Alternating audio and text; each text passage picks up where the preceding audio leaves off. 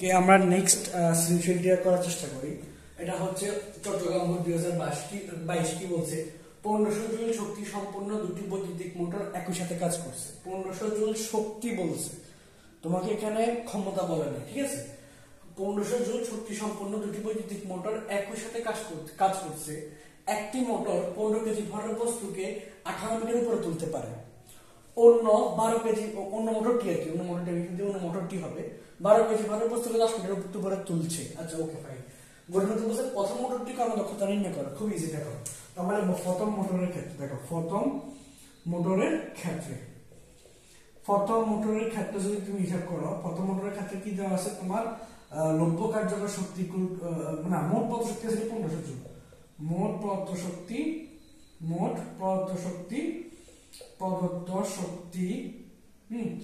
শক্তিটাকে তুমি দ্বারা প্রকাশ করতে পারো, সমস্যা নাই। 1500 জুল, হ্যাঁ 1500 জুল, ওকে। শক্তিটা জুল, হ্যাঁ ঠিক আছে, ওকে।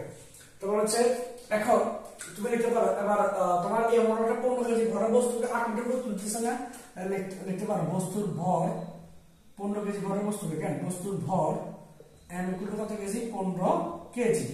আর উচ্চতা h ইকুয়াল টু কত মিটার, 8 মিটার। উচ্চতা h ইকুয়াল টু কত মিটার, 8 মিটার।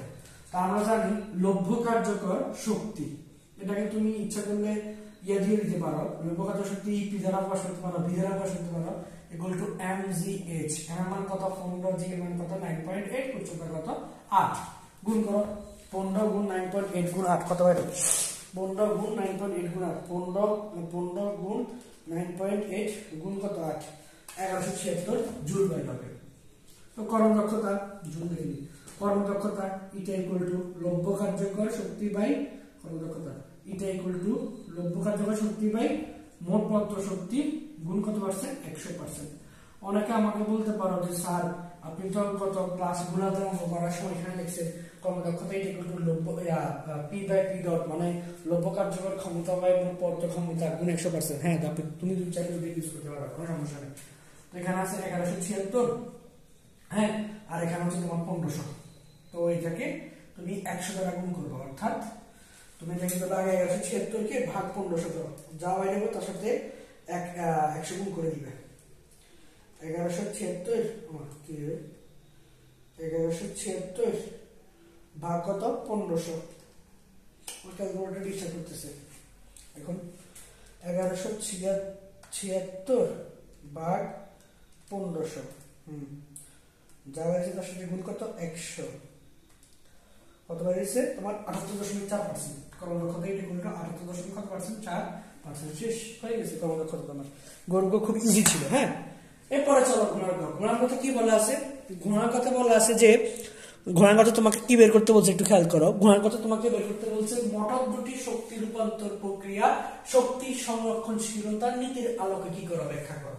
বলছে মোটর দুটি শক্তি রূপান্তর প্রক্রিয়া শক্তি সংরক্ষণশীলতার নীতির আলোকে কি করো, ব্যাখ্যা করো। চলো আমরা করতেছি, খুব ইজি একটা অঙ্ক। ঘোড়ার কথা ইজি বলতে তুমি যদি বুঝো তাহলে ইজি আর কি, একটু জটিলতা আছে। শক্তি সংরক্ষণশীলতার নীতি বলছে তো একটু ঘুরে পেঁচে তো দিছে আমাদেরকে। তো এখানে বলা হয় এটা আছে কত 78.4% বেরিয়ে গেছে, হ্যাঁ। 1176 কে 1500 দ্বারা ভাগ করছি আর কি, 1176 কে 1500 দ্বারা 78.4% এখন আছে। তো চলো আমরা লিখবো মোটর দুটি বলছে না, তুমি লিখবা প্রথম মোটরের ক্ষেত্রে।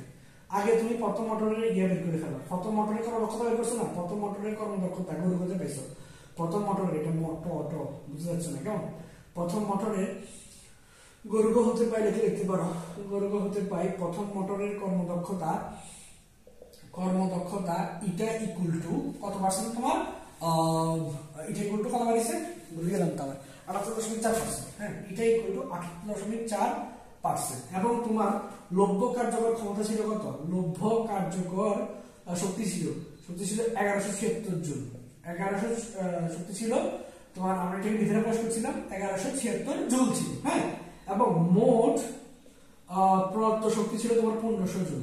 মোট প্রদত্ত শক্তি ইকুয়াল টু ছিল 1500 জুল, হ্যাঁ 1500 জুল। তাহলে টোটাল অপচয়কৃত শক্তি কত, অপচয়কৃত শক্তি তোমার 1500 থেকে 1176 বিয়োগ করলে 1500 বিয়োগ 1176 বিয়োগ করলে আমরা মেবি 300 কত বাড়তে পারে 1500 বিয়োগ 1176 1500 বিয়োগ 1176 বিয়োগ করলে 324 জুল বের হচ্ছে 324 জুল ওকে এটা হচ্ছে তোমার প্রথম মোটরের কর্মদক্ষতা প্রথম মোটরের অপচয়িত শক্তি বার করছে তোমাকে দ্বিতীয় মোটরটা দেখতে হবে না এই যে অন্য মোটরটি এখানে তো মোটরটা হবে আমি ওইটা বলে দিয়েছিলাম আগে অন্য মোটরটি তো অন্য মোটরটিও সেম 1500 জুল শক্তি সম্পূর্ণ দুটি বৈদ্যুতিক মোটর তার মানে দ্বিতীয় মোটরটা হলো তোমার এই যে মোট পদ শক্তি কিন্তু ইকুয়াল কত জুল 1500 জুল ঠিক আছে তা আমরা লিখব দ্বিতীয় মোটরের ক্ষেত্রে আমি লিখব দ্বিতীয় মোটরের ক্ষেত্রে দেখো দ্বিতীয় মোটরের ক্ষেত্রে তোমার এই দ্বিতীয় মোটরের ক্ষেত্রে কি লিখবা মোট প্রদত্ত শক্তি ইকুয়াল টু মোট প্রদত্ত শক্তি ই ইকুয়াল টু কত জুল তোমার 1500 জুল হ্যাঁ 1500 জুল ওকে এরপরে তোমার লব্ধ কার্যকর শক্তি বার করবে তো তোমার এখানে ভর ছিল না বস্তুর ভর m ইকুয়াল টু 12 কেজি বস্তুর ভর m ইকুয়াল টু কত কেজি 12 কেজি এবং উচ্চতা h ইকুয়াল টু 10 মিটার তো তুমি উচ্চতা h ইকুয়াল টু 10 মিটার তুমি বার করবা লব্ধ কার্যকর শক্তি বার করলে v ইকুয়াল টু mgh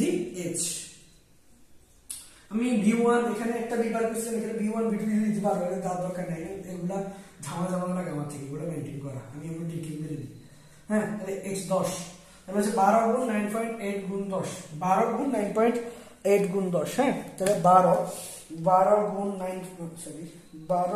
9.8 গুণ 10 তাহলে 1176 জুল এটা হচ্ছে কত জুল 1176 জুল হ্যাঁ ওকে ফাইন আবার সেম তাহলে এটারও সেম বাড়িছে 1176 জুল এটারও সেম বাড়িছে তার মানে তুমি কি বুঝলা দুটোরই কার্যকর শক্তি সেম দুটোরই অপচয়িত শক্তিও সেম বাড়বে এই যে অপচয়িত শক্তি যদি আমি এখন এখান থেকে হ্যাঁ এটা আবার এখান থেকে দেখি ওই ঘুরে ফিরে সেম বাড়বে অপচয়িত শক্তিও সেম বাড়বে এখন তার মানে তোমার কথা অনুযায়ী এটা মানে আমাদের অঙ্ক অনুসারে মানে আমি এখন অপচয়িত শক্তিও সেম এখানে বার করলে ঘুরে ফিরে 320 জুলতে বাড়িত এখন আমাদের কথা অনুযায়ী নিয়ম অনুযায়ী তাহলে কি মোটর দুটির শক্তি রূপান্তর প্রক্রিয়া শক্তির সংরক্ষণশীলতার নীতিকে সমর্থন করে না করে না এটার একমাত্র কারণটা হচ্ছে তুমি তো এখানে সুন্দর করে বের করে ফেলতে পারছো অপচয়িত শক্তি কিন্তু প্রকৃতপক্ষে তুমি অপচয়িত শক্তি বের করতে পারবা না কারণ এটার একমাত্র কারণটা হচ্ছে আমরা জানি শক্তির ধ্বংস নেই শক্তির বিনাশ নেই এটা সত্য শক্তির ধ্বংস নেই শক্তির বিনাশ নেই শক্তি শুধু এক অবস্থা থেকে অন্য অবস্থায় রূপান্তরিত হয়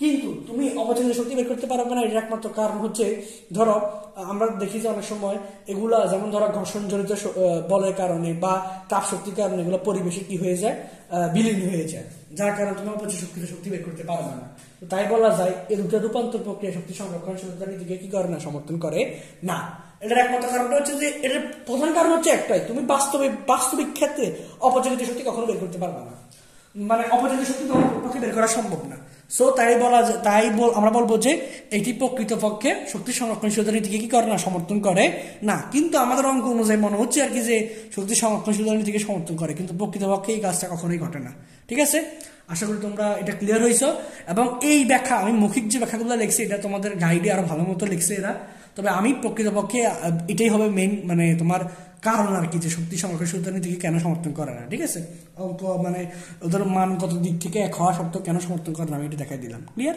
আশা করি এটা বুঝতে পারছো ভালো মতোই